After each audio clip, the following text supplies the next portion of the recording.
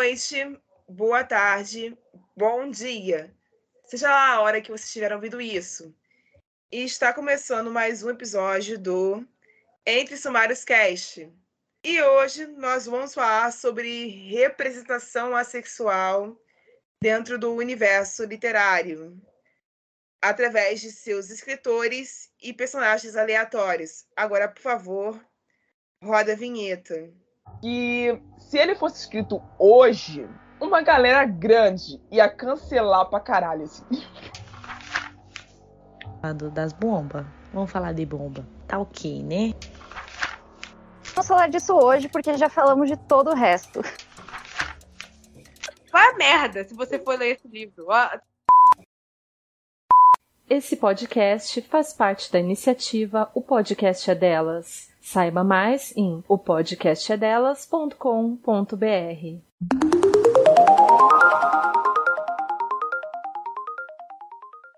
Ouvintes regulares, sejam bem-vindas a esse episódio. Eu quero agradecer a todos desde já que participaram na nossa pesquisa literária da semana, que me ajudaram a construir o roteiro desta ocasião. E quero agradecer a todos também que participaram do ranking das recomendações, que me possibilitaram recomendar mais autores do que eu pretendia no início, quando eu estava construindo esse roteiro. Esse episódio faz parte de uma série que eu comecei lá em 2020 sobre representação e representatividade de personagens diversos. E o objetivo dessa série é abordar separadamente algumas letras, ou todas elas, da comunidade LGBTQIA+, com o objetivo de que vocês, nossos ouvintes, conheçam mais escritores. Aí vocês decidem depois se são bons ou se são ruins. Em vários estilos de literatura, de várias partes do país, ou de outros países, se isso for possível. E se for o caso, você acabe criando laços de identificação com eles e com os personagens que as pessoas criam. Hoje eu estou sozinha aqui por duas razões, e elas são: a nossa host, que faz parte da sigla, que é uma pessoa a Sally, ela infelizmente vai passar um bom tempo fora, por estar impossibilitada de gravar conosco, por conta das semanas de provas dela na faculdade. Então, era para a Sally estar aqui comigo hoje, mas ela não pôde. E eu tive que assumir o posto sozinha, sem ela. E também porque as minhas duas outras companheiras de time, que regularmente estão aqui comigo toda semana, ainda não possuíam bagagem para recomendar obras sobre esse tema. E quem é ouvinte regular desse podcast sabe de quem que eu estou falando e sabe exatamente o porquê que elas não têm bagagem para isso. Eu não preciso me explicar. Mas nada temam, comedores de bolo e aos que nos escutam. Eu trouxe um time de peso hoje para me ajudar nessa tarefa e por isso vocês podem ter certeza que esse episódio será foda. Agora eu vou deixar que elas se apresentem e depois eu retorno explicando mais sobre o tema de hoje. Oi, gente, eu sou a Daiane. Todo mundo me conhece como Dai. Em todas as minhas redes sociais, eu tô como Dai Escreve. Eu sou escritora, eu escrevo histórias com protagonistas assexuais. Então, uma temática que passa pela minha escrita, pela minha literatura, e eu também sou assexual, então também passa pela minha vivência. Eu produzo conteúdo nas redes sociais sobre negritude, assexualidade e a intersecção dessas duas temáticas, né? Então, eu falo de um lugar de uma mulher preta assexual. Então, já fiz várias postagens sobre isso, já criei um projeto com aspectos de roxo e cinza, unindo autores aces para botar mais essa representatividade, e é desse lugar aqui que eu vou partir nas minhas falas. Bom, meu nome é Lori, eu sou uma pessoa aroace, né, aromântica e assexual, de 21 anos. Eu também sou escritora, né? Participo aí de alguns projetinhos de escrita, projetos pessoais, outros projetos. E eu também faço parte do coletivo de visibilidade assexual Aroaceiros, né? De visibilidade aromântica e assexual, mas hoje a gente está aqui para falar de assexualidade. Então, eu venho com essa proposta, né, enquanto escritora, enquanto parte do Aroaceiros, né, e enquanto pessoa sexual também, falar um pouquinho para vocês sobre esse assunto. Olá, meu nome é Eduarda, eu tenho 19 anos, eu sou a romântica estrita e assexual estrita. Eu sou host do podcast Aroaceiros e também faço parte do coletivo. E o meu papel aqui é como leitora e uma consumidora assexual desse universo que cada vez mais tem crescido e com um potencial literário incrível. Obrigada pela presença de todos vocês aqui, pessoal. E para você, ouvinte, que chegou aqui pela primeira vez, eu dou um grande olá. Meu nome é Rayane, mas a maioria das pessoas me chamam de Rai. Eu sou do Rio de Janeiro e apresento esse podcast literário há 2 anos. E um dos pontos que fiz trazer esse tema para um episódio exclusivo foi que, recentemente, eu abdiquei do celibato, que é um sacramento religioso. E muita gente ainda confunde o sentido de isso que eu assumi com a ausência da atração sexual, que te faz ser alguém assexual, seja essa ausência parcial ou total.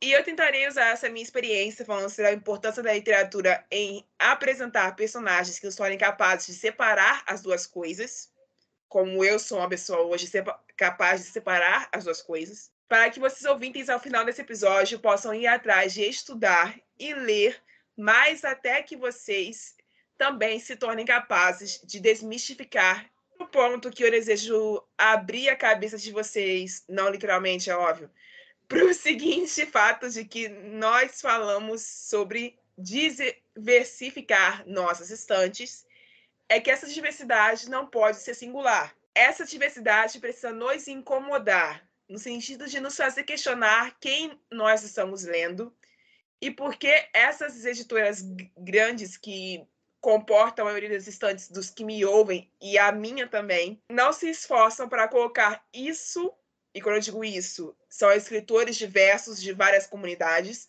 em modelos físicos. E com essa pergunta, que quase se responde automaticamente, eu vou deixar uma no ar para que a gente passar de bloco, que é a consequência dela. Que a gente vai tentar responder aqui hoje, mas eu acredito que vai ficar para que vocês respondam fazendo suas reflexões em casa. Por que o mercado brasileiro, principalmente o jovem, ainda não se abriu de verdade para a literatura diversa? Nesse segundo bloco é onde a gente para de especular sobre coisas e parte para recomendar livros propriamente ditos. As minhas 2 leituras mais recentes são livros de 2 das escritoras que eu convidei. Eu estou falando de Entre Nós, da Daiane Borges. Estou falando também de um livro que eu comprei por ser de horror, mas também era uma leitura AC, mas eu comprei esse livro principalmente por ser de horror. Eu estou falando de O Pior Pesadelo de um Homem, da Marina Feijó. E por eu ter conseguido convidar essas 2 pessoas aqui hoje, eu vou me privar do fato de falar sobre esses livros. Então, eu vou deixar a Dai falar sobre Entre Nós primeiro, e depois eu volto para falar sobre outro livro que não estava encaixado nessa seleção de pessoas que eu escolhi para falar junto comigo sobre isso hoje. Beleza, Dai? Beleza. Então, Entre Nós, para mim, é um livro muito especial, porque foi o meu primeiro livro que eu falei, ok, eu quero escrever sobre isso, eu quero trazer essa representatividade. Ele faz parte do projeto Espectros de Roxo Cinza, né? Como eu falei, é uma coletânea de contos com protagonistas assexuais. Então, desde que eu pensei, né, comecei a planejar essa coletânea, eu sabia que eu queria mergulhar mesmo nessa questão. Então, Entre Nós, eu abordo a questão da protagonista ser assexual e ela passa por um período ali na escola não entender muito bem, na faculdade as coisas são diferentes e tem muita coisa que vem com a gente, né, nessa mudança, né, entre você tá saindo ali da adolescência, do mundo mais ou menos conhecido, né? Que tem muita coisa, mas daquelas pessoas que às vezes te acompanharam, aquele grupo. E às vezes a gente fica pensando que na faculdade vai ser diferente, ou não vai ser, e criando aquela expectativa para essa nova fase da vida. E esse foi um momento, né, na minha vida real, em que foi um momento que eu precisei parar e pensar mais profundamente sobre esses assuntos. Então, Entre Nós, a personagem também está passando por isso, né? E também eu queria muito abordar o encontro de personagens que fossem assexuais, para não ter aquela ideia de que a gente fica sozinho no mundo, né? Então, ter alguém que te entenda também é bem importante. Então, é uma história bem rapidinha, bem levinha, que vem para trazer essa representatividade, ver com um tom até um pouco mais explicativo, né? Os personagens conversam sobre a temática de fato, botam as suas visões, com algumas piadas no meio para deixar mais leve, mas foi uma história muito boa, assim, para explorar mesmo esse momento de descoberta. E Entre Nós foi a última leitura que eu fiz logo no mês passado, para o início desse mês. Ele começa com uma dedicatória, que é para todos que já se sentiram estranhos por serem quem são. É uma sensação conhecida para mim. Então eu me senti super visualizada nesse negócio aqui. Ai, que bom! Porque eu sou estranha desde que eu nasci, basicamente. Então eu achei muitos... É de uma singularidade sem igual o que você fez aqui. Porque realmente ser um outsider, ser um estranho, ser o outro, não é uma jornada fácil para ninguém. Ela, a Alessia, né? Eu não sei se eu tô pronunciando certo. Se é Alessia ou é Alicia. Alessia. Então, a Alessa, ela tá com 17 anos e ela tá enfrentando uma questão de, tipo, ser virgem aos 17, que droga, que inferno é a minha vida. E isso não deveria se dar conta de ninguém, mas, tipo, eu tô com 24 e continua sendo inferno. Sim. Entendeu? Não melhora. Não melhora. O que eu tô dizendo no contexto, assim, de não melhorar é que, com o passar dos anos, se você não faz um processo de autoconhecimento e se você não faz um processo de auto-reconhecimento do seu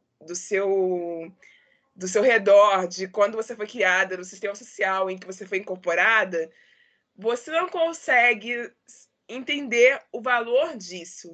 Você não consegue entender o foco verdadeiro dessa história. Porque, assim, as razões da Alessia são umas, as minhas razões são outras. As razões das outras meninas que estão aqui comigo são outras também. Cada uma tem um caso singular, cada uma tem uma história singular. E por isso que é fundamental cada uma reconhecer a si mesma e saber sobre o que fala antes de escrever sobre isso. E eu imagino que para você deve ter sido um negócio muito difícil você expressar esse tipo de descontentamento, né? Porque todo mundo fica naquela de te xingar. Mas por que você fez isso? Mas por que você ainda tá nessa? Mas por que... Entendeu? E às vezes não é o porquê. Às vezes a gente nem sabe explicar. Exatamente. E a gente demora a entender o porquê que a gente faz essas coisas, entendeu? E eu acho que às vezes a gente procura muito uma explicação e não tem. Exato. É isso, ponto. Bem dito, bem dito. E uma das coisas que eu notei que o seu livro e o da Marina tem em comum, nesse caso, é o fato de que vocês duas usam um local de explicativo que ele não é só narrativo. Ele existe o papel narrador, mas ele existe também o papel do diálogo. Então, existem entre alguns diálogos onde os personagens acabam se explicando, mas não fica algo monótono, não fica algo engessado, não fica algo parecendo irreal. Tipo, porque tem alguns diálogos e alguns livros que a gente lê e a gente fica pensando, cara, mas ninguém conversaria sobre isso. Sim. Ou se conversasse, não seria dessa forma. E eu não consegui ver esse defeito no livro de vocês duas. Nos livros que vocês escreveram. Isso me deixa muito feliz, porque como eu queria fazer algo mais explicativo, eu tinha muito medo disso, de, nossa, vai ficar maçante, né? Tipo, estou tentando te ensinar o que é a sexualidade. E eu queria que fosse uma coisa mais natural, que os personagens estivessem se descobrindo, estivessem conhecendo outras pessoas, estivessem conversando sobre o assunto no meio de uma festa ou depois de algum acontecimento e conhecendo as palavras e tudo mais. Então, eu acho que o diálogo acaba sendo um bom lugar e às vezes eu tento reproduzir até diálogos que eu teria assim na minha vida real ou que eu já tive, porque acaba ajudando muito a trazer mais essa naturalidade. Eu lembro que tem um momento que os personagens estão em uma festa e aí a Alessia tá falando, tipo, a minha outra amiga deve estar aí, né, fazendo essas coisas de halo, que nem sei o que é. E uma amiga minha pegou e falou, nossa, Podoli, eu fiz muito, nossa, a Daiane falando de mim, sabe? Então eu queria trazer mais realidade, porque às vezes fica parecendo que a sexualidade é algo super distante, algo que só tá na internet, algo criado agora. Eu já vi muito esse discurso e não é algo real, tá nas conversas, tá no dia a dia, e é isso. E por incrível que... digo no sentido de incrível, porque é uma descoberta para muita gente que isso é palpável, que isso não é uma espécie de, tipo, algo recheado da ficção e adaptado para a realidade, que isso é sensível em muitas pessoas ao redor do mundo, porque a gente via isso, a gente via esses padrões de comportamentais em alguns personagens ao longo do tempo, eu vou falar de um deles posteriormente, e a gente não tinha como classificar essas pessoas. A gente simplesmente dizer que, tipo, deve ter algum problema cognitivo que causou isso. E não é isso não é verdade. Que é um outro lado do estereótipo que eu quero que vocês, meninas que apresentam o podcast agora, respondam também, que vocês devem estar acostumadas a ouvir, tipo, isso aí foi um trauma, né? Sim. Sobre isso que você falou, né, de tipo, mesmo que não seja... agora a gente está vendo mais histórias, né, com personagens assumidamente assexuais, né? Mas mesmo que isso não esteja escrito, né, há muitos anos as pessoas assexuais estão consumindo mídia e criando headcanons, né? E eu acho que isso é a forma mais, assim, perfeita de mostrar que a gente está aí, sabe? Mesmo que seja, assim, através de uma interpretação, mas as nossas vivências, às vezes, mesmo que não intencionalmente, elas acabam aparecendo ali. Inclusive, algo que eu acho muito curioso é que eu tenho uma amiga que também é escritora, que também é assexual, e ela publicou alguns livros antes dela se descobrir, né? E o primeiro livro que eu li dela, eu também não sabia na época que eu era sexual, ela não sabia que ela era sexual, né? Mas eu me identifiquei muito ali com aquela personagem que era a protagonista dela. E aí, anos depois, a gente foi efetivamente se conhecer, né? Porque eu conheci ela como autora, não como amiga, né? E a gente se aproximou, né? Inclusive foi num encontro de pessoas assexuais aqui do Rio de Janeiro, isso. E aí ela, né, me falou, né, que a gente falando sobre literatura, e ela me falou, nossa, você sabe que aquele livro, depois eu voltei para reler ele, e eu percebi que eu escrevi uma personagem totalmente assexual antes de eu sequer me entender assexual. Eu achei aquilo fantástico, sabe? Eu acho que é isso, a gente está sempre aí, sempre colocando um pouquinho de nós. A própria autora Alice Oseman, né, que é gringa e é mais famosa aí, né, sobre representatividade assexual, geralmente ela é o nome que mais aparece. Ela mesma, o primeiro livro que ela escreveu, ela ainda não se entendia como assexual, e hoje em dia ela confirma que a protagonista daquele livro é assexual, né? Eu acho isso bem legal. É bem vindo disso mesmo, porque a gente para pra pensar em certos personagens, pelo menos eu parei pra pensar nisso quando eu conheci a principal do livro da Marina, que é uma sucubo, e a sucubo, ela é uma figura sexual e sexualizada desde o início dos tempos, até porque a mitologia por trás dessa criatura é baseada na luxúria e no sexo. Todo mundo que já foi pesquisar sobre essa personagem, essa criatura mitológica, sabe disso. E a Marina não, ela vai lá e pega esse gigantesco tabu, vamos dizer assim, quebra esse negócio e desmistifica esse negócio de novo e fala assim, não, eu vou desvirtuar isso. E eu vou entregar uma história tão boa quanto. E ela consegue. Que é uma das coisas mais extraordinárias que eu já vi foi ela conseguir entregar nessa sucubo todas as características identitárias que nós que lemos horror e conhecemos essa figura mitológica temos em memória delas, e ao mesmo tempo conseguir entregar um elemento novo que é uma sucubo que tem uma atração condicional, que é algo muito novo para quem, observa essas criaturas, porque isso não é comum, essa realidade não é comum. Então é por isso que eu venho recomendar o Pior Pesadelo de um Homem. 1000 vezes eu irei recomendar esse livro. Porque ele é muito divertido. Eu só lamento que esse eu não curto. E foi uma revolução em um sentido para mim, porque a Dai estava falando no início de ela se ver como uma mulher preta e assexual ser diferente do que as outras pessoas sentem. E eu acho que ela vai concordar comigo no sentido de que existe um estereótipo da nossa parte, que só mulheres negras entendem, da hipersexualização que só nós recebemos, que não é direcionada para nenhum outro grupo, que é algo singular muito só nosso, que vem de um estereótipo criado desde muito tempo atrás, consequências coloniais até, que levaram a gente a ter consequências sociais até o dia de hoje por conta disso.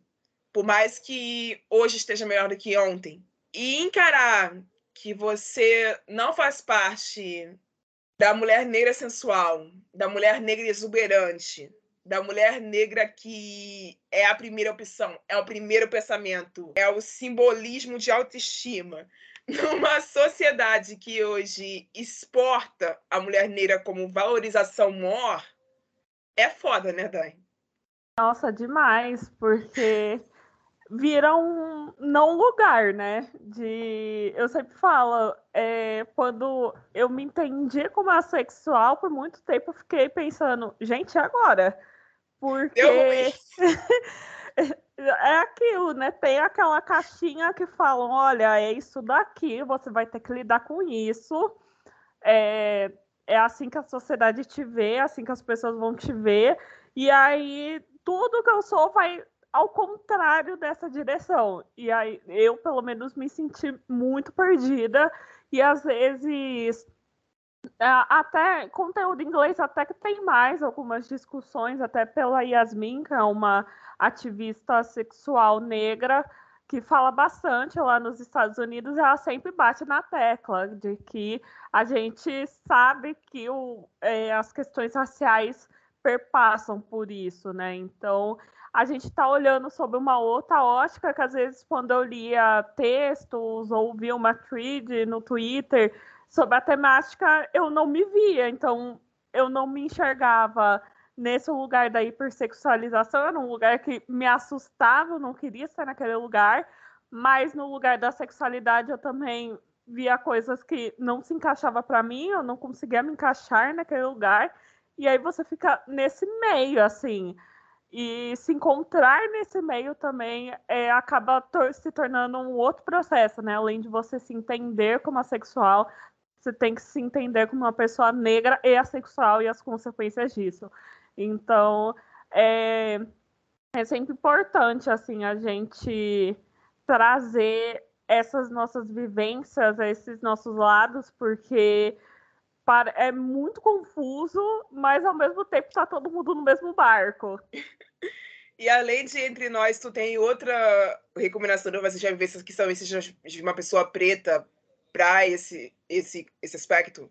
Olha, com protagonistas negros, na série Espectros de Roxo e Cinza, a gente tem alguns. Sou péssima para lembrar nomes, mas tem o da Natália Ferreira, que são 2 protagonistas negros.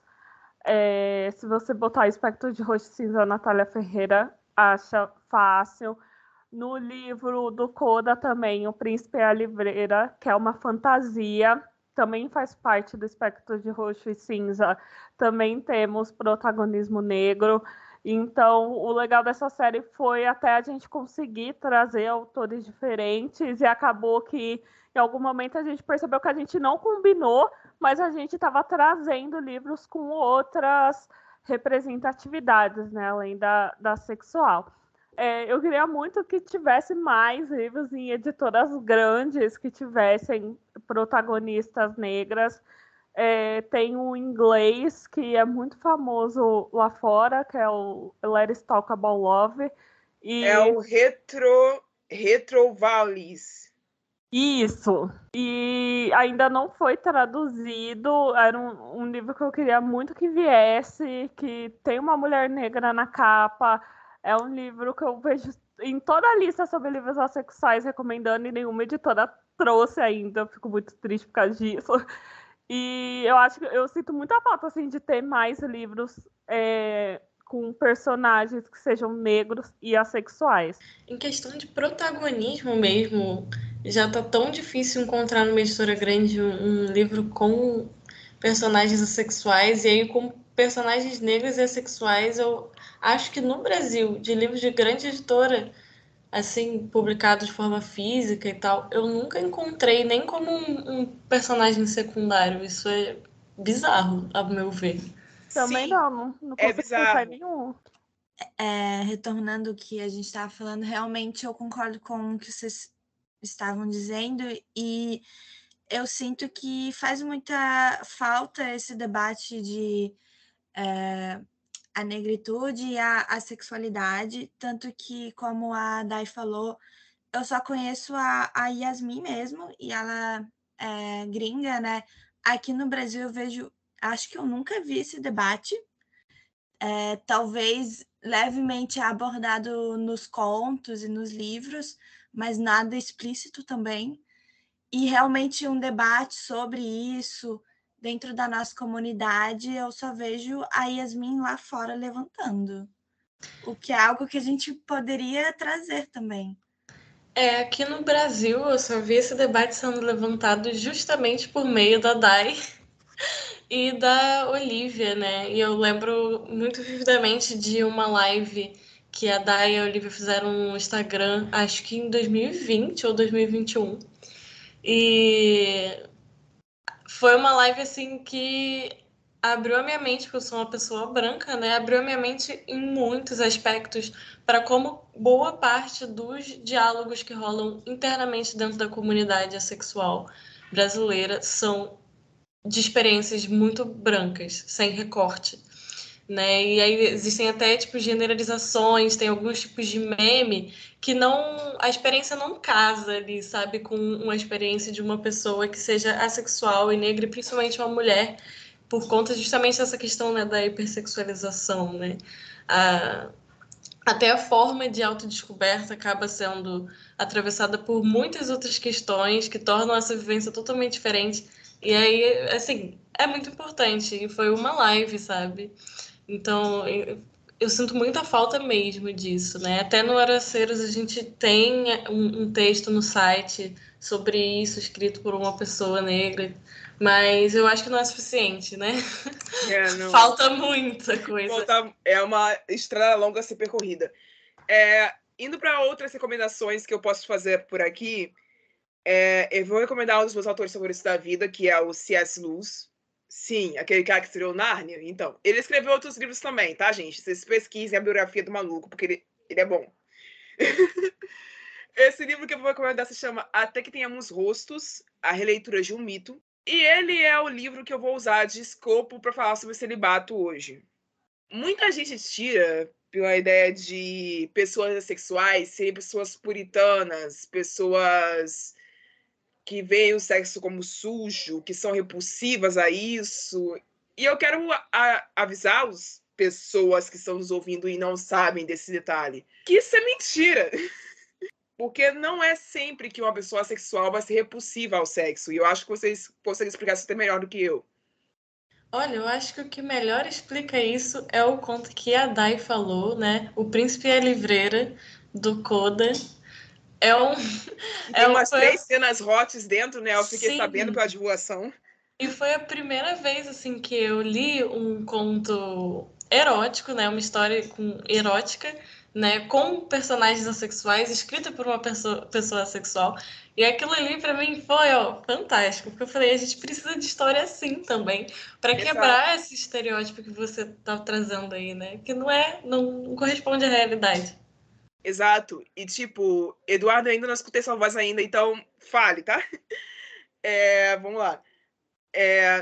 Esse livro específico que eu estou trazendo aqui, Até que Tenhamos Rostos, ele reconta o mito do Cupido, que é uma criatura mitológica muito antiga, certo? Que tem várias versões em vários cíntricos religiosos.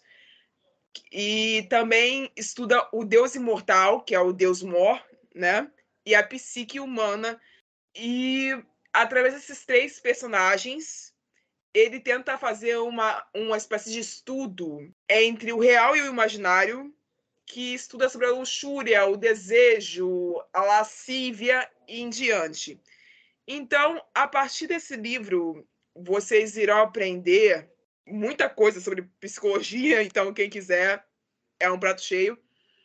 Mas, ao mesmo tempo, vocês vão aprender que o celibato, quando ele é escrito em sacramento religioso, como eu assumi por ser uma pessoa católica, ele pode ter várias versões de como você assume e por que você assume. O celibato não te condiciona a não ter nunca a atração sexual por ninguém. O celibato não te condiciona a não ter nunca sentimentos relacionados ao amor afetivo por ninguém. O celibato, ele apenas te condiciona à privação. E é só isso. Não tem jeito melhor de explicar isso. Por que eu escolhi me privar? Existem as minhas razões que são privadas. Os padres se privam, grande maioria, porque a igreja obriga. Mas muito pouca gente sabe que lá nos primeiros séculos do catolicismo, os padres poderiam se casar e podiam ser livremente homens que se relacionavam com outras pessoas. Lá nos primeiros séculos da igreja isso era permitido livremente. Vocês sabem por que isso mudou, pessoal? Pois é, porque a Igreja Católica queria se proteger de certas coisas chamadas herdeiros. As igrejas eram grandes, boa parte delas tinham muito ouro dentro e fora, digo, da estrutura dessas igrejas, e por isso elas guardavam muitas riquezas. E ninguém, Vaticano, estava preparado para a ideia de que uma igreja ia se passar como propriedade de pai para filho. Isso é loucura. Então o terceiro papa eleito falou assim, cara, não, para com essa palhaçada agora e vamos instituir o celibato obrigatório para que todo mundo que quiser virar padre a partir de hoje. Mas assim ninguém vai virar padre. Espere. Cá estamos nós hoje. Não impediu ninguém de aceitar o sacramento. Essa imposição. E o que vocês devem entender é que nós não vemos, nós, celibatários e celibatários como eu, o sexo como sujo ou o sexo como repulsivo. Nós nos escolhemos por proteção, no meu caso. Nós escolhemos por amor à religião que seguimos, por um preceito, por amor ao Deus que servimos. É simples assim. E eu desejo muito que vocês leiam C.S. Lewis. Não que vocês sejam convertidos por C.S. Lewis. Que vocês apenas leiam C.S. Lewis porque ele é um escritor foda. Falando de um outro escritor foda, mas de um outro gênero, Jeff Lindsay. Já citei esse homem 500 vezes nesse podcast, mas eu vou continuar citando porque eu vou morrer recomendando ele. Ele é um daqueles casos dos headcanons que as meninas estavam falando aqui anteriormente. Ele criou um personagem icônico e todo mundo pensava assim, mas ele é um psicopata, ele não conta. Só que a verdade é que o Dexter conta, gente. O Dexter conta e conta muito. Porque o Dexter não é só um psicopata. Porque muitas pessoas falam assim, mas por ele ser um assassino em série, por ele ser o pior, a escória da humanidade, ele não merece extensão como algo digno de ser amado, como algo digno de ser chamado de humano. E ele merece. E é isso que ele demonstra ao longo da saga pra gente. E o Dexter é uma pessoa ácida. Eu não diria ser estrito, porque ele demonstra a atração condicionada por outros assassinos, que é engraçadíssimo. a primeira pessoa porque ele se apaixona a saga inteira é um assassino em série, então você fala assim, meu irmão, qual é o teu problema? Mas é um problema do Dexter, assim como a personagem da Marina, no livro da Marina, o pior pesadelo de um homem, só se apaixona por sucubos, que são criaturas canibais. O Dexter se apaixona por assassinas em série. E é um negócio escroto, eu sei. Mas é um vilão ao qual vocês podem se apegar, se essa for a vontade de vocês. E tá aqui a recomendação da saga Dexter como um headcanon que é extremamente verídico, no sentido de que é muito fácil você ver ele como canon. Porque não tem nada que desabone ele dessa premissa de ele ser uma pessoa ace. Então eram essas recomendações que eu tinha pra você. Quem quiser fazer mais, faça agora.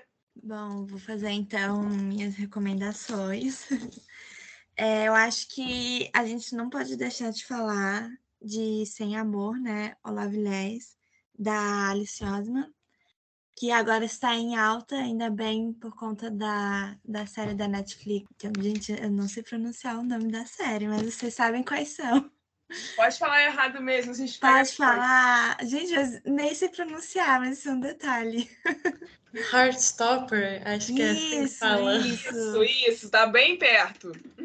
E aí, eu gosto de sempre exaltar esse livro, porque a gente tem a Jorge ali, e eu sinto que a gente fala muito sobre a romanticidade e a sexualidade ali juntos, mas eu acho que a gente começa desse livro para outros livros, sabe? Eu acho que Sem Amor é um bom começo de partida. Ele vai mostrar muitos sentimentos que a gente tem, mas também gosto sempre de lembrar que ele não é a única vivência, sabe? Na sexualidade a gente tem diversas aspectos, então tem o Dame, o Grey, a área cinza e vários outros. Então é sempre bom lembrar que, embora eu ame Sem Amor, sempre vai ter outras vivências, e digo isso porque eu me identifiquei com muitas partes do livro, mas com outras nem tanto. Tipo, não entendo exatamente muito como o Jorge se sentiu ali, mas é muito bom ver o ponto de vista dela. Então, eu acho sempre um bom começo. Eu também recomendo Constelação, da Malu, que tem uma personagem Ace. Não lembro agora qual a identidade dela, mas é um livro muito leve, com uma escrita muito fluida e muito gostosa de ler. Então, eu recomendo bastante.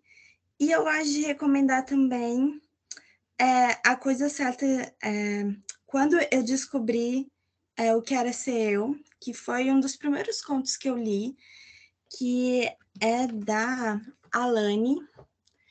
E eu acho ele é muito fácil de ler, ele é muito rapidinho. Também mostra um ponto de vista, né? O ponto de vista daquela personagem, daquela vivência. Mas eu gosto muito dele, que traz um conforto ali. Foi o meu primeiro conto. Eu li aquilo e me identifiquei em muitas partes. E eu acho muito gostosinho de ler. E eu acho que a Alane tem ainda muita coisa para nos mostrar com mais contos dela. Beleza, Dai, tem mais alguma recomendação para fazer? Eu acho que quando a gente fala da Alice, além de recomendar o Sem Amor que eu amo, também eu queria recomendar a Rádio Silêncio, porque foi a primeira história que tinha ali um personagem que eu li publicado assim por uma editora grande, né, que é publicado pela editora Rocco. É um livro também que bastante gente tem procurado agora por causa da série. Porque tem ali a sua ligação, então é bem interessante ver que, apesar da série não ser tão focada nessa questão, abriu aí um espaço para mais gente conhecer a temática e tudo mais. Então, todos os livros da Alice eu amo e recomendo muito. Eu acho que ela é uma autora que está chegando muito longe e trazendo essa temática, dando luz para essa temática, uma autora assim, para ficar bem de olho. E eu só queria comentar também que eu amei que você falou de Dexter, porque sim, desde que eu sou viciada assim, na série, eu amei a série, assistia e assim, toda semana, e depois de que eu conheci o termo e tudo mais, ele era uma das pessoas que vinha na minha cabeça, que fiz, ok. Não tem como tirar uma coisa da outra, não tem como fugir disso.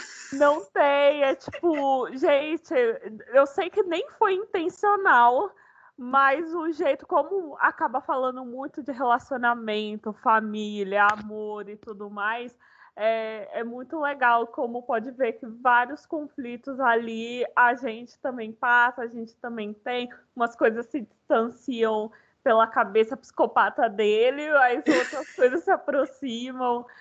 Então, nossa, o personagem que eu gosto muito, gostei muito dessa Cara, muita gente precisa ler Dexter. É uma saga que muita gente se priva porque ela é assustadora, vamos combinar, é assustador, o negócio é complicado ali. Mas é muito mais do que sobre um cara que esquarteja pessoas. É muito mais profundo do que isso. Então, eu sempre que eu tiver a oportunidade de citar essa série, eu sempre vou citar. Vamos lá. Lori, você tem mais alguma recomendação a fazer ou eu posso passar de bloco? Eu tenho. Manda. A Eduarda e a Dai já fizeram as recomendações assim, dos meus livros favoritos, né, basicamente, porque eu sou totalmente cadelinha da Alice Oseman. Mas, assim, tem outros livros que eu recomendaria, assim, focando mais em nacionais. Eu gosto muito de Caçadores de Tempestade, da Laís Lacer. Eu acho que eu falei o nome dela certo, não sei. Mas foi, assim, provavelmente o primeiro livro de distopia com personagem assexual que eu li, sabe? Geralmente, tipo, tudo que a gente mais encontra acaba sendo no campo, assim, meio YA, de comédia romântica. E aí foi, assim, muito bom ler alguma coisa diferente, sabe? Com um protagonismo sexual também, fora do mesmo nicho ali. Eu também recomendo muito, obviamente, todos os contos que já estão publicados na Espectros Roxo e Cinza, né? Que a Dai já falou aqui um pouco sobre, mas se vocês querem realmente, assim, variedade de histórias, diversidade de representatividade, né? E de representatividades diferentes também dentro do espectro assexual, é tipo um prato cheio, sabe? Vocês vão encontrar de tudo lá. E também tem uma coletânea de contos que foi lançada recentemente pela editora Triquetra, eu acho que é assim que se fala o nome da editora, né? Que é organizada também por uma pessoa sexual, que é a Isabela. E aí o nome é Todas as Linguagens do Amor. E aí é uma coletânea de contos focando justamente das formas de expressão de afeto, né, e principalmente de amor, das pessoas assexuais, né? E aí é bem interessante porque traz também uma diversidade de representatividade dentro do espectro sexual, né? E também eu gostei muito porque quando eu peguei para ler, né, porque eu escrevi o prefácio, né, dessa coletânea, e aí quando eu peguei para ler, eu pensei que ia ser mais assim, aquela coisa de sempre, né, assim, tipo, muita história YA, ali, de romance, né, com personagens, assim, adolescentes ou jovens adultos, e não, sabe? Tinha histórias ali com personagens adultos mesmo, assim, casados, mais velhos, que é algo que eu acho que falta muito quando se fala também de assexualidade, né? Porque fica um debate, né? Até porque a gente sabe que é muito mais difícil de pessoas mais velhas se identificarem, né? Enquanto qualquer identidade LGBT, né? Existem muito mais preconceitos sobre isso e essa informação muitas vezes não chega a essas pessoas também, né? Mas eu achei muito interessante ver isso, porque eu sinto muita falta desse debate, muita mesmo. Eu tenho 21 anos, mas assim, eu penso assim, daqui a 10 anos eu vou ter 31, depois eu vou ter 41, depois eu vou ter 51. E eu também vou querer estar continuando me vendo, né? Nessas histórias. Lógico. Precisamos dessa diversidade também de idade, né? E aí, fica aí também, se tiver escritores Ace ouvindo esse podcast, bora pensar aí sobre isso, galera. E esse terceiro bloco eu uso nesse tipo de episódio para falar dos resultados na nossa pesquisa literária dessa semana. E a pesquisa, como vocês já devem saber, foi sobre literatura e pessoas assexuais e personagens também. E eu perguntei sobre quantos livros os acompanhantes, os leitores, os seguidores que nós temos já leram.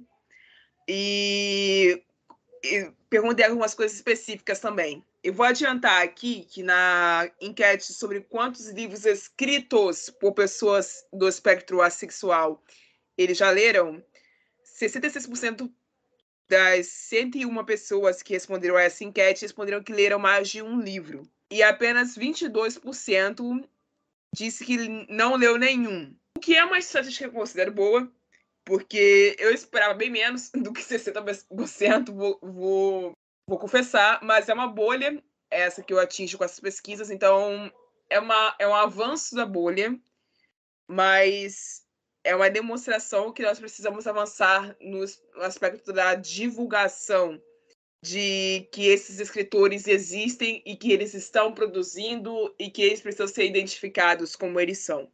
E quantos livros com representação, que é o tema do nosso episódio de hoje, assexual, você já leu?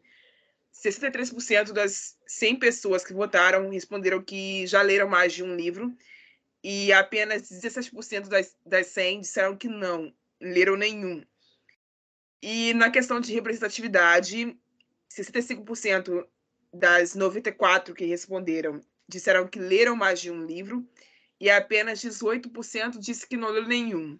E o restante ficou para quem leu um só livro com essas questões apresentadas aqui.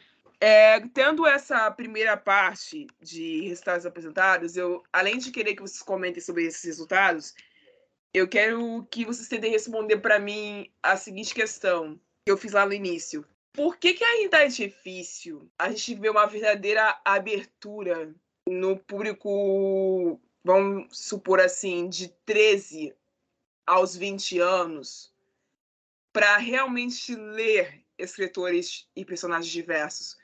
Porque vocês citaram direto a Alice Oseman, mas foi necessário que ela exportasse todos os trabalhos dela em, 6 plataformas diferentes e depois esperar anos para ser contratada para uma adaptação visual, para que ela fosse descoberta na intensidade que ela merecia. E isso ainda é pouco, porque a representação que ela traz é isolada de pessoas brancas.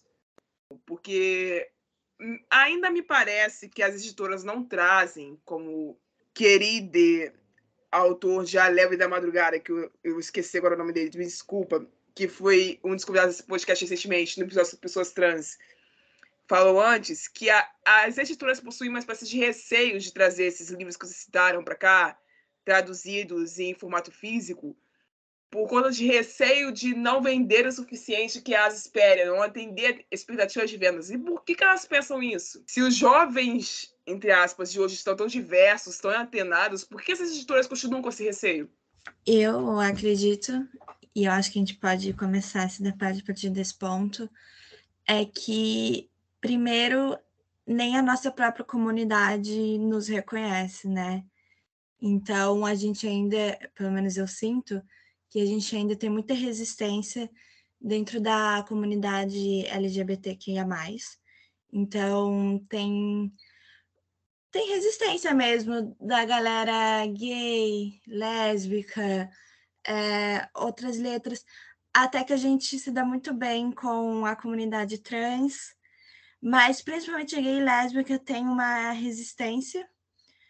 Eu acho que a gente vive ainda numa bolha, então, pelo menos no meu Twitter, eu vivo em uma bolha, esse a romântica, e eu acredito que as pessoas das outras letras não encontraram a gente ainda, não reconhecem a gente ainda.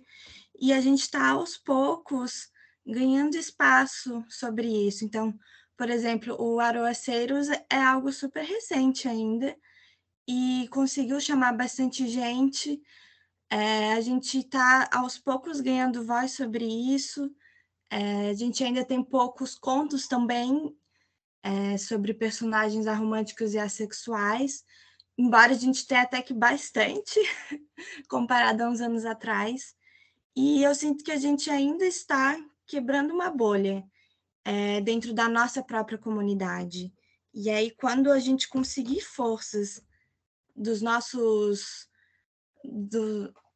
outras pessoas, a gente vai conseguir quebrar, chegar nas pessoas de fora, assim. Então, tipo, pessoas como nossas mães, acredito, pessoas mais velhas. Muitas pessoas não sabem o que é uma pessoa sexual e vem muito do preconceito ainda também quando tu fala que você então muitas vezes a gente evita de falar, é uma realidade, a gente levanta outras bandeiras assim, mas é difícil falar no ao vivo que você é uma pessoa sexual, que você sabe que vai ter que explicar o que é, que vai ter que ouvir coisas que são inconvenientes e muitas vezes vai ser invalidada. A pessoa vai dizer, sim, claro, e aceito, mas ela não te aceita de verdade, ela não entendeu de verdade. Então, acho que seria desse ponto de partida. A Eduarda falou um negócio ali que ficou na minha cabeça, né? Sobre como hoje em dia a gente tem bem mais do que tinha no passado.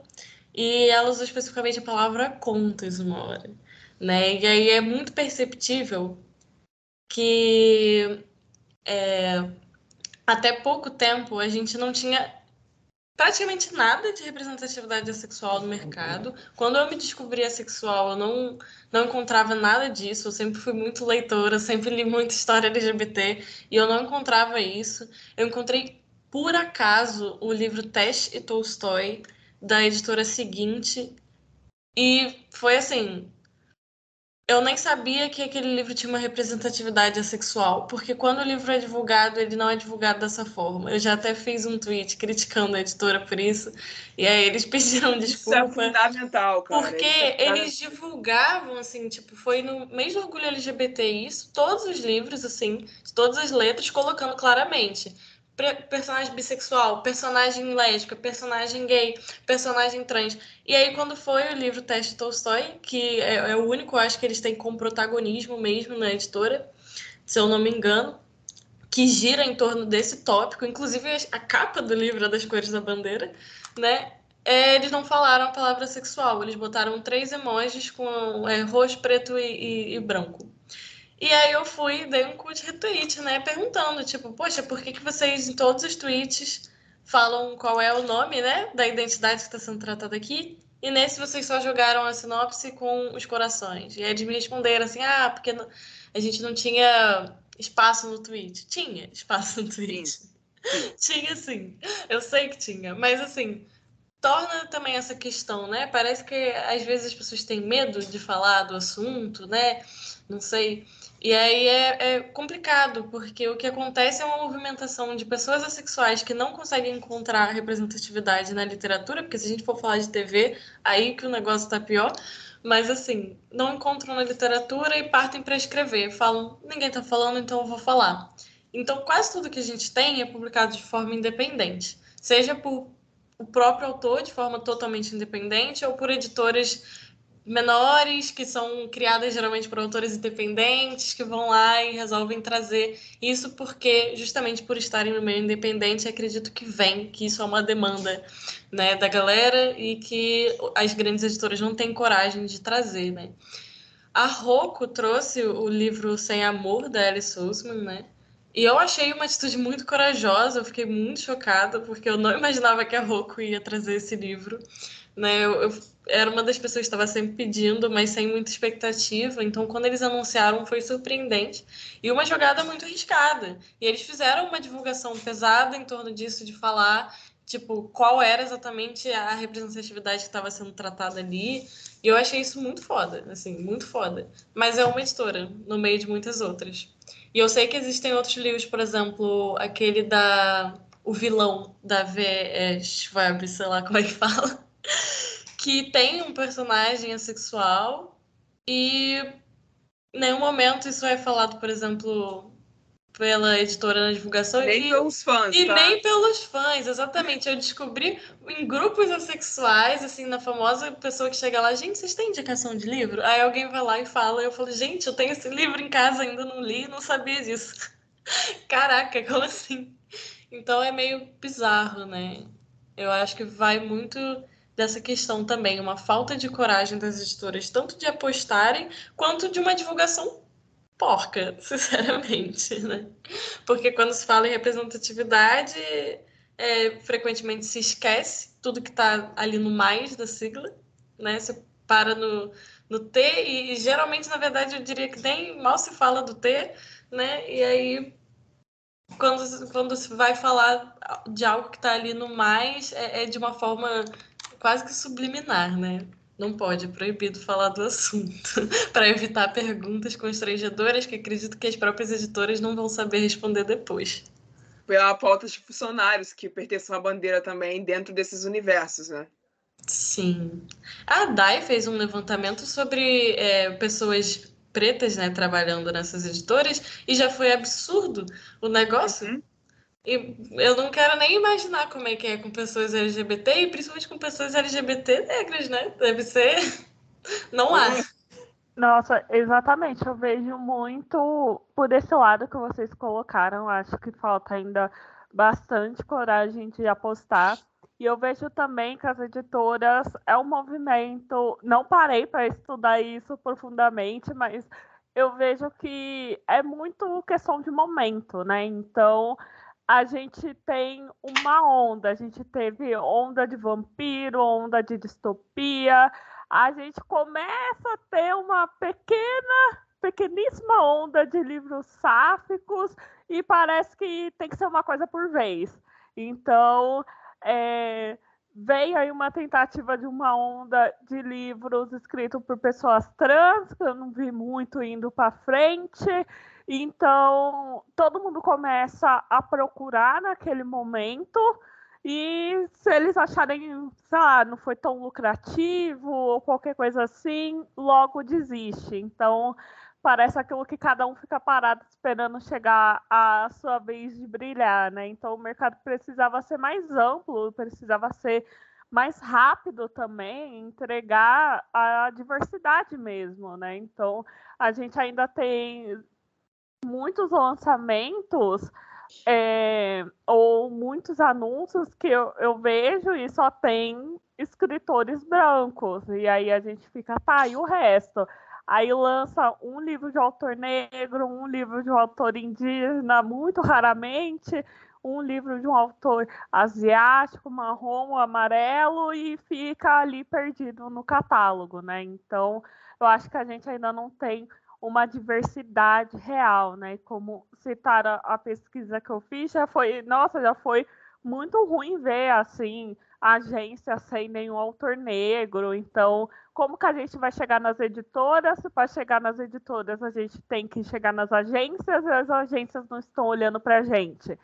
Então, a gente está aí, a gente sabe que tem uma demanda, a gente sabe que tem gente que quer ler, e a gente sabe que colocar um personagem assexual não é que todo livro vai falar só sobre isso, né? Como a gente tem nos livros da Mari, que traz aí temáticas de horror, traz aí temáticas profundas, como No Centro de Todo o Caos, e que são completamente diferentes, que não estão focados nisso, mas são livros incríveis. Então, nem o medo precisa ter, né? Porque são autores diversos, com vivências diversas, querendo escrever coisas diferentes.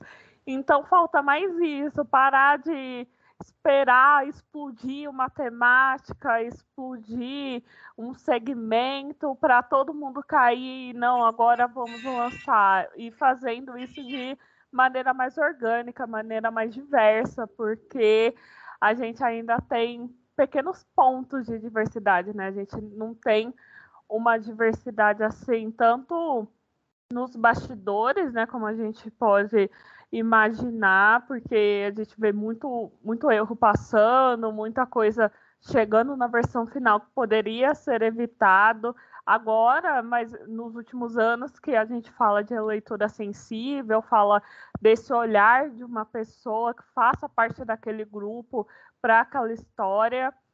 E eu espero muito que com a Alice se abra essa porta, se abra pelo menos esse diálogo. A gente também não tem nem nos livros, no audiovisual é menos ainda. Então, ver que dá para falar dessa temática de maneira diferente, tem um público querendo e a gente vai consumir, sabe? Não é algo que vai ser perdido, que não tem gente para ler. Tem, eles sabem que tem, mas falta aí arriscar.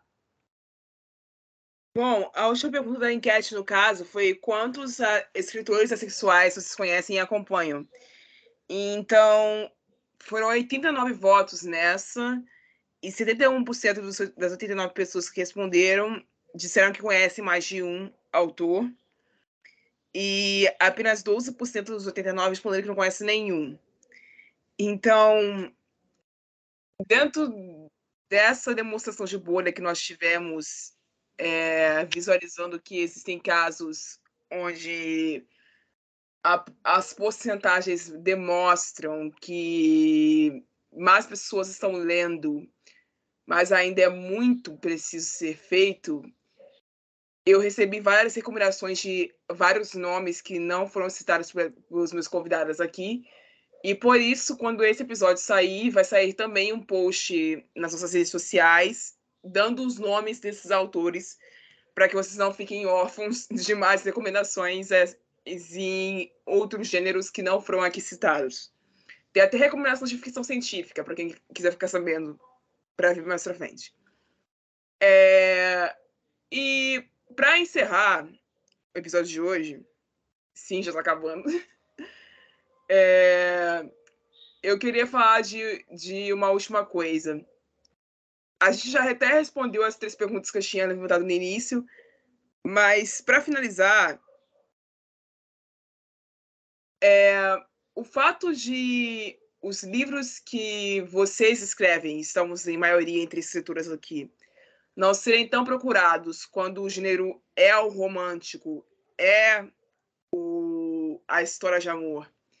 Vocês acham que a falta do momento da aparição do sexo ser o fator determinante ou não?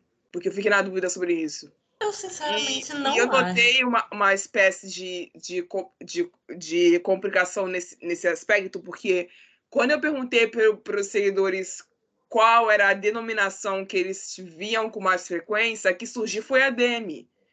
A estrito quase ninguém fala. A estrito quase ninguém reconhece que existem pessoas que escrevem livros sobre isso e que são do ramo estrito. Então, eu não diria que o motivo que leva as pessoas a pouco procurarem histórias com representatividade sexual seja essa questão da ausência de conteúdo sexual, sabe? Até porque tanto tem histórias com conteúdo sexual, né? E que tratam disso, mas também, se a gente for olhar, por exemplo, para o mercado dos livros de YA em geral, que está aí em alta pra caramba, essa também não é uma parada que aparece com muita frequência, sabe? Cenas sexuais ou, tipo, descritivas, especificamente, não aparecem, né? Então, assim, eu acho que esse não seria, assim, o fator determinante, né? Eu diria que são outras questões e, entre elas, o fato das pessoas confundirem tudo e irem a partir de estereótipo. Acharem que a sexual e a romântico é a mesma coisa e acharem que uma pessoa sexual, que aí nesse caso está sendo confundida com uma pessoa romântica, não, sei lá, teria uma frieza em relação a relacionamentos, que aquele romance seria mal desenvolvido porque a pessoa que está escrevendo é sexual e ela não vive talvez completude de um romance, né, da lógica, assim, numa lógica alossexual e alonormativa. Então, assim, eu acho que vai mais por esses preconceitos mesmo, né? A gente vê que quem consome geralmente isso é a galera da bolinha Ace, e quem escreve também é a galera da bolinha Ace. E eu até diria que é por isso que aparece um número tão grande de gente dizendo que conhece muitos autores Ace, porque a verdade é que esse meio é um ovo, todo mundo se conhece. E aí acaba girando assim em torno das mesmas pessoas sempre, né? O que é uma questão complicada também. A outra pergunta que você fez, eu perdi ela aqui de mente agora. Qual tá. foi? É por que os estritos são os mais jogados para escanteio, vamos dizer assim. Sim, isso é algo curioso, porque logo que começou assim a sair histórias com protagonismo sexual, eu me lembro de muita gente reclamando que tinha pouca variedade e que se centrava só na sexualidade estrita. E isso é algo que eu pessoalmente nunca vi. Porque eu só tinha na época um livro que eu conhecia, que era o Teste Tolstói, que realmente tem uma personagem assexual estrita, mas eu não tinha visto mais nada de nada. Né? Então eu achava meio complicado falar assim de tipo, estão estereotipando na literatura a sexualidade como a sexualidade estrita apenas. Né? Eu acho muito complicado falar de estereotipar algo, né, na hora que você, escritor assexual, está escrevendo sobre a sua experiência, né? Primeiro porque você está geralmente escrevendo sobre algo que te envolve, então é meio estranho você se auto-estereotipar.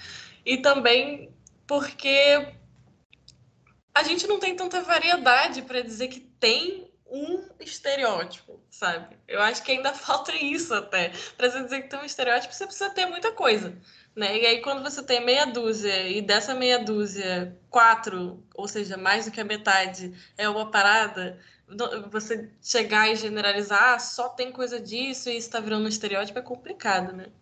E aí, atualmente, e aí eu acho que nessa época mesmo surgia muito esse diálogo, né? De que quando se falava de assexualidade, só se falava de assexualidade estrita. E aí muita gente começou a se movimentar para trazer representatividade de outras identidades do espectro. E eu acho isso importantíssimo. E aí eu acho engraçado olhar, porque hoje em dia realmente eu vejo muita representatividade DM, né? E eu acho isso ótimo, porque realmente quando se fala de assexualidade no senso comum, dificilmente as pessoas pensam além do não sente atração sexual. Ninguém pensa que isso pode ser algo condicional ou, né, eventual. Então, eu acho muito legal ter realmente essa maior quantidade de histórias com personagens DM sendo escritas. Acho ainda que falta muito de tudo, né? Mas eu também fico, às vezes, com um pé atrás aí, mas é só uma questão mais, assim, pessoal minha, que às vezes eu penso que principalmente autores que são alossexuais, que vão escrever personagens assexuais, tendem a escrever personagens demissexuais, personagens que não são estritos. E aí, às vezes, eu fico me perguntando qual é a motivação disso, sabe? Se é porque a pessoa tem mais facilidade e tá tudo bem, ou se é porque a pessoa não consegue conceber a ideia de escrever um romance que não envolva atração sexual, sabe? Eu fico com essa pulga atrás da orelha, né? Não tenho nenhuma confirmação sobre isso, estou falando aqui de uma especulação minha, né? Mas fico com essa pulga atrás da orelha, sabe? De porquê também isso. Eu acho que tem uma questão, é uma questão que eu até tenho pensado bastante, porque na Amazon, quando a gente entra nos livros, principalmente na categoria romance, a gente tem ali muitos livros voltados para o erótico, né? Para o erotismo e tudo mais. E meio que no tempo que eu tô na Amazon, sempre eu vi, gente, sexo vende na Amazon. Então, às vezes, pessoas reclamando que não tem cena hot, mesmo que não seja escrito por pessoas assexuais, mas que é como se estivesse faltando alguma coisa, ainda mais em determinados gêneros, tipo o New Adult, que já tá ali mais na fase da faculdade e tudo mais. Então, é como se precisasse de fato ter. Então, acho que isso, de certa forma, pode atrapalhar, ter uma visão, pode afastar as pessoas de ter essa visão de que se não tem hot, não gosta, não quero ler. mas também ao mesmo tempo cair naquela caixinha, como se todo autor que fosse ace não fosse escrever uma cena hot ou algo assim, né? Como o livro do Coda tem ali, e vários livros dele, mesmo ele sendo ace, mesmo ele escrevendo personagens ace. Então, eu acho que a gente acaba caindo um pouco nessa visão que pode afastar mais essas pessoas que têm esse tipo de pensamento, mas também acaba trazendo muitas pessoas, né? Até eu acho que foi no ano passado que eu comecei a bolar uma ideia de uma história que fosse New Adult, mas que a protagonista fosse ace, e várias pessoas que inclusive não são assexuais falaram, não, escreve, vai ser legal, tem uma outra visão, que não sei o quê. Quando eu li Sem Amor também veio um contexto de faculdade, essa mudança, e tem ali também essa questão, eu acho que é um movimento que dá para fazer, afasta um pouco algumas pessoas, mas assim, dá para ir, vai ter um público. Mas pelo menos na Amazon a gente ainda tem muitos livros que vendem muito bem, não vendem muito bem porque eles têm ali as cenas hot e tal, mas que tem ali dentro de determinados gêneros, como se fosse uma exigência que nem todo mundo cumpre, nem todo mundo quer cumprir, mas sabe ali que tem, né? Então, a gente ainda anda um pouco por essas questões.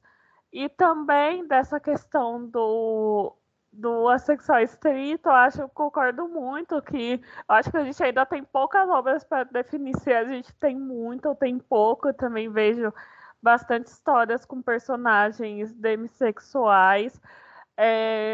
Não sei, eu acho que é interessante pensar também no porquê disso. Eu mesma conheço muito mais pessoas que são demis, então eu acho que trazer isso para a escrita às vezes acaba sendo um pouco mais fácil se a pessoa quer escrever ali um livro de conforto e tudo mais a partir da sua vivência, mas eu acho que a gente tem que ter aí mais publicações grandes, inclusive, traduções, seja o que for, para começar a pensar melhor nesse cenário, né? Esse cenário ainda dos livros muito, muito pouco conteúdo, para a gente, às vezes, personagens mais secundários e tudo mais, mas trazer mais para o protagonismo, para a gente conseguir ver melhor esse panorama. Mas eu vejo também essa tendência de ter muito mais livros, né, com personagens demi ali, criando essa relação. Eu acho que também acaba sendo uma forma de ressignificação, porque vários filmes adolescentes que eu assistia, hoje eu fico pensando, olha, eu acho que essa personagem poderia ser, eu acho que essa atitude, essa fala. Então, acho que também vem de um lugar de ressignificação e dar um nome para aquilo. Mas, gente, acho que é uma coisa bem interessante de se estudar e se aprofundar. Eu vou ficar com isso na cabeça. É isso, então. Eduardo, tem mais alguma consideração a fazer para eu poder encerrar, por favor? Até lá. Eu espero que tenha gostado do resultado. E tchau.